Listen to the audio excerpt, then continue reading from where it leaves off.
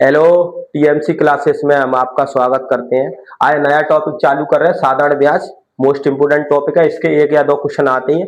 और मैंने 8 चैप्टर आप लोगों को पढ़ा दिए, डिस्काउंट चैप्टर खत्म कर दिया। अगर डिस्काउंट में आप लोगों को कोई भी डाउट होता है, किसी भी टाइप का क्वेश्चन नहीं बनता है आप लोगों पे, तो आप कमेंट बॉक्स में लिख सकते हैं, उसका जवाब मैं दे दूंगा। वैसे मैंने हर टाइप क्वेश्चन कवर करने की कोशिश की है और ये सिंपल टॉपिक होता है। और 8 चैप्टर पढ़ा दिए शुरू से एंड तक। देखो 8 चैप्टर अनुपात से शुरू किया है एंड 8 चैप्टर अनुपात के बाद परसेंटेज, डिस्काउंट, मिश्रण, एलिगेशन सब कुछ पढ़ा दिया।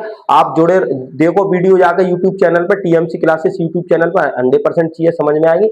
और ये सबसे सिंपल टॉपिक है, इसके एक या दो क्वेश्चन आते ही हैं और बहुत इजी तरीके से पढ़ेंगे। आज की क्लास शुरू से एंड तक देखना, बेसिक क्लास है और हर टाइप के क्वेश्चन कराए जाएंगे 2025 और 26 के। और बिना फॉर्मूला से सवाल कराएंगे, मात्र 30 सेकंड से पहले आंसर अलाइ हो जाएंगे, ये मेरी गारंटी है 100%। बहुत इजी टॉपिक है। अगर आप लोग आज की क्लास समझ गए तो 100% 4 दिन की क्लास और समझ में आएगी। इसलिए पहले क्लास देखना जरूरी है। पहली क्लास देखो, सिंपल इंटरेस्ट क्या होता है। जैसे मैंने आप लोगों से कह दिया, इसमें 4 चीजें होती हैं, पहले समझो 4 चीज कौन कौन सी होती हैं। सबसे पहले होता है राशि। राशि को क्या कहते हैं? मूलधन। मूलधन को इंग्लिश में कहते हैं प्रिंसिपल। ठीक है। दूसरा होता है ब्याज, यानी सिंपल इंटरेस्ट बोलते हैं, ऐसा ही बोलेंगे। तीसरा होता है मिश्र धन, इसको अमाउंट कहते हैं। चौथा होता है समय, इसको टाइम यानी टी से प्रदर्शित करेंगे। पांचवा दर यानी रेट, इसको आर से।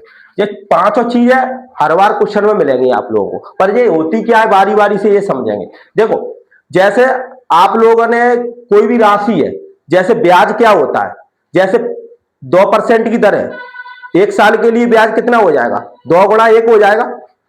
ब्याज तो वही होगा, 2 गुणा हो तो 2% हो जाएगा। अब मैंने बोल दिया 3% की दर से 3 वर्ष का ब्याज, तो क्या हो जाएगा?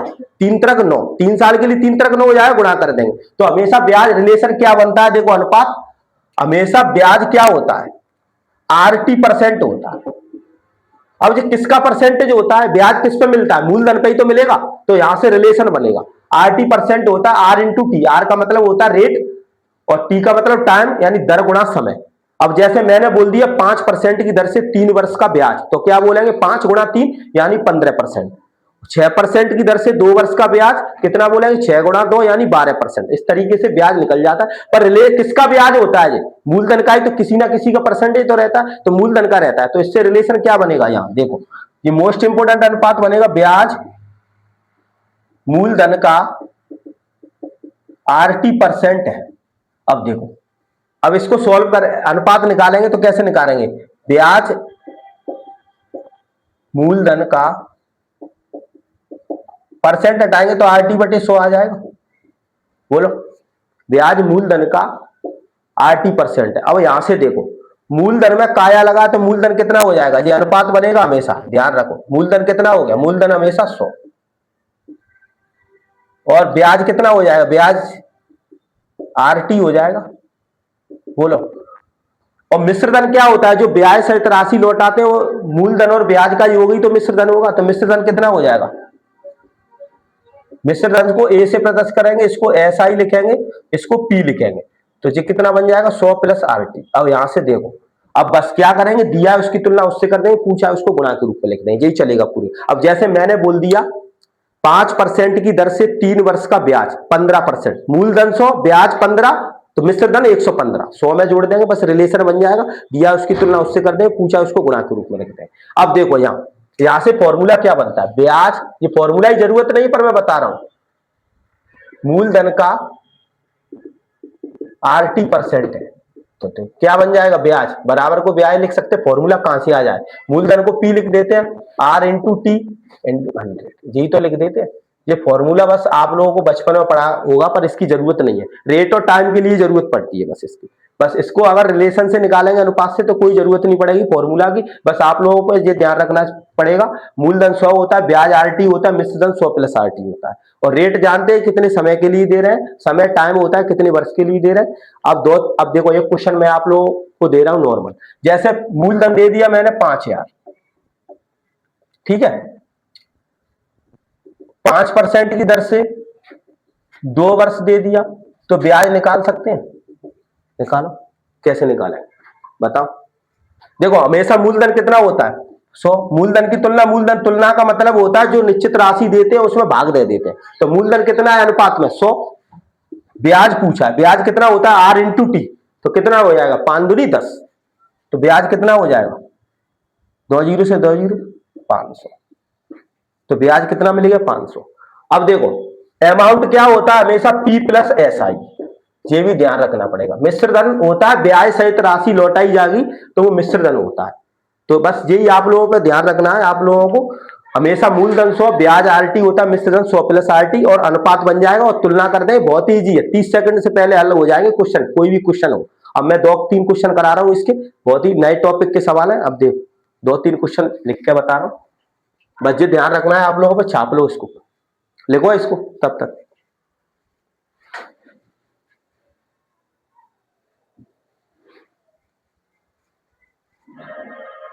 देखो देखो अब मैं 2 क्वेश्चन लिख रहा हूं, बहुत ही अपडेट है, 2025 और 26 में आए।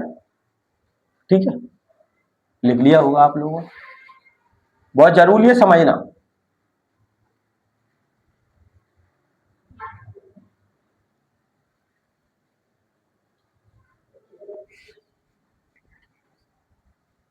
अब देखो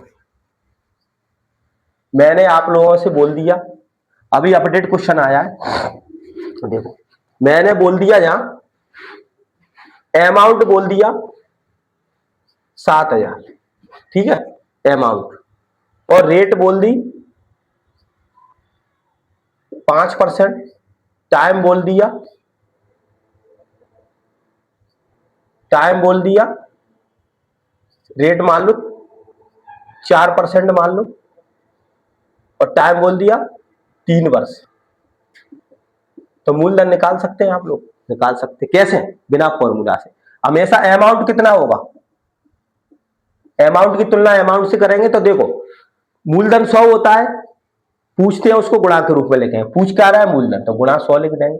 अब कैसे करेंगे इसको सॉल्व, ब्याज कितना हो गया 4% की दर से 3 वर्ष का, आर इंटू टी होता है, 4 12 दिया, उसकी तुलना उससे कर देंगे। ब्याज कितना हो गया 12, तो मिश्र धन कितना हो जाएगा 112, बोलो हो जाएगा मिश्र धन कितना हो जाएगा 112 हो जाएगा, मिश्र धन की तुलना में मिश्र धन से। अब 7 से काटो, 16 7 112, 4 से काटो 4 25 बार, बोलो। अब इधर काट दो, 4 से 1000 कितनी बार कटेंगे 2.5, तो 25 गुणा 25 कितना हो जाएगा 6,625। इस तरीके से मूलधन निकाल सकते हैं।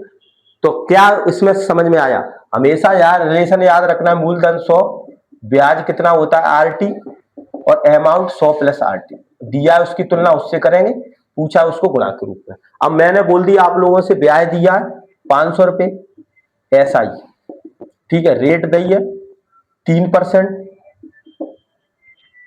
और टाइम दबे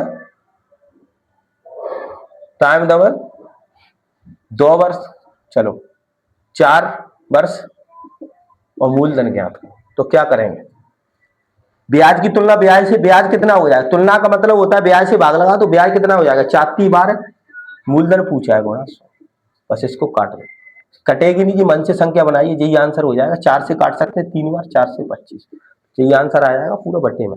अब मेरे पास 2 क्वेश्चन है, अभी अपडेट पूछे गए 2026 में, मैं क्वेश्चन कराऊंगा। देखो अब एक चीज और समझ लो इससे पहले, जब फ्रैक्शन और परसेंटेज होगी तब कैसे करेंगे। देखो फ्रैक्शन वाले भी तो आएंगे, जैसे मेरे पास रेट है 11 सही 1/9%, ठीक है 11 सही 1/9% हो गया, और ब्याज दे दिया 250, और टाइम दे दिया 2 वर्ष, तो मूलधन निकाल सकते हैं। इसको कैसे करेंगे, फ्रैक्शन से, कुछ नहीं सिंपल है, रेशियो से बना देंगे। आपको मालूम है परसेंटेज पढ़ सकते हैं, 11 से 1/9% का मतलब कितना होता है 9, 1/9, तो मूलधन कितना हो गया 9, ब्याज कितना हो गया 1, पर ये कितने वर्ष का निकला है 1 वर्ष का निकला है, आप लोगों को चाहिए 2 वर्ष का, तो 2 वर्ष का गुणा और करना पड़ेगा। अब नया अनुपात निकल जाएगा, 9 2 कितने हो गए, मूलधन तो वही रहेगा, ब्याज में गुणा करना पड़ेगा 2 साल का, तो कितना हो जाएगा 11, तो मूलधन का तो मतलब है दिया उसकी तुलना उससे। अब ब्याज की तुलना ब्याज से, ब्याज कितना हो गया 2 हो गया, और मूलधन पूछा है गुणा 9, इस तरीके से निकाल सकते हैं आसानी तरीके से। तो 125 तो 9 5 45 की 5, 9 दूनी 18, 4 22 की 2, 9 1 9, 9 2 11, 1125 मूलधन आ गया। ये भी फ्रैक्शन वाला सवाल बहुत लोगों को फॉर्मूला लगाते हैं, इसमें बस आसान तरीके से बना सकते हैं। 1/9 हो गया, मूलधन हो गया 9, पर 1 साल का निकलेगा, 2 साल का चाहिए इसलिए 2 का गुणा कर दिया। अमाउंट पूछेगा तो 11 कर देंगे। इस तरीके से अब 2-3 क्वेश्चन है मेरे पास, 2 क्वेश्चन है बस अपडेट। मैं क्वेश्चन दे रहा हूं, तब तक छाप लो आप लोग। 19 फरवरी 2024 से, देखो टाइम डायरेक्ट नहीं दिया है, अभी एनटीपीसी में पूछा गया। 19 फरवरी 2024 से 19 फरवरी 2024 से 19 फरवरी 2024 से 20 अप्रैल 2024 तक की अवधि, 20 अप्रैल 2024 तक की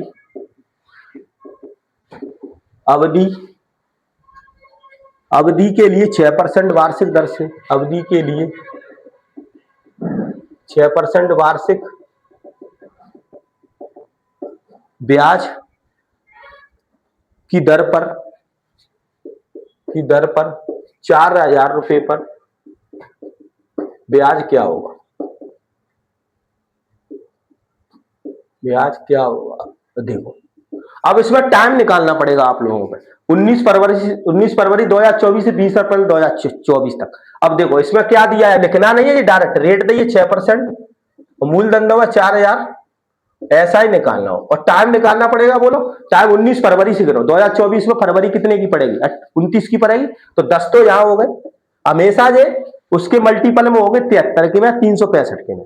तो देखो 31 यहां हो गए और 20 अप्रैल तक जाना है, तो कितने दिन हो गए बोलो, 31 10 41 और 20 कितने हो गए, 71 हो गए। 19 फरवरी में कितने बचे, हाँ 10 बचे, 10 के बाद 31 हो गया मार्च का 20, तो कितने हो गए, ठीक है, तो ये कितने हो गए 61 हो गए, 20 51 10 61 हो गए। बोलो अब देखो 2024 है, लीप ईयर है, तो कितने दिन हो गए, अब टाइम कितना आ गया, 61 दिन आ गया, 61 दिन ही तो हो रहा है। अब यहां देखो इसमें कैसे भाग लगाएंगे, ईयर में चेंज करना पड़ेगा क्योंकि रेट अपन ने वार्षिक दी है, तो 366 का भाग लगेगा क्योंकि लीप ईयर है जी। अगर साधारण वर्ष होती तो 365 दिन होते, लीप ईयर है ना 2024, तो एक दिन फरवरी का बढ़ गया, तो इसमें टाइम कितना हो जाएगा, टी बराबर 61/366। अब ये कितना हो जाएगा, 1/6 हो गया कि नहीं बोलो। तो अब यहां रख दो, टाइम कितना हो गया 1/6, बस अब दिया उसकी तुलना होती, मूलधन कितना है 4,000, मूलधन हमेशा 100 रहता है, ब्याज क्या होता है R×T, तो R कितना है 6 और T कितना है 1/6, इसको इससे काट दो 0 से, तो कितना आ गया 40 रुपए। इस तरीके से निकाल सकते हैं, बहुत आसान तरीके। 2026 में पूछा गया एनटीपीसी में, अभी आया ग्रुप डी में एनटीपीसी, मोस्ट इंपोर्टेंट है, ये भर के हर शिफ्ट में रिपीट हुआ है 40-50 बार। बस इसमें दिना काउंटिंग करनी है और देखना है लीप ईयर है तो 366 से भाग लगेगा, क्योंकि वर्ष में चेंज करना पड़ेगा जी, महीना होते तो 12 का भाग लगेगा, तो दिन है इसलिए 366 का भाग लग गया। 365 का कब देते अगर लीप ईयर नहीं होती तो हमेशा जी 365 और 366 के मल्टीपल में ही आते हैं दिन। अगर आप लोगों को वीडियो अच्छा लगता हो तो लाइक एंड शेयर कमेंट जरूर किया करो, 100% फायदा होगा। और मैं गारंटी के साथ कह रहा हूं सबसे आसान टॉपिक है और 30 सेकंड से पहले आंसर दे सकते हैं, मेरी गारंटी है। 70% क्वेश्चन ऐसे ही बन जाएंगे और 10-20% क्वेश्चन होंगे तो आप लोगों को थोड़ा पेन चलाना पड़ेगा। Thank you.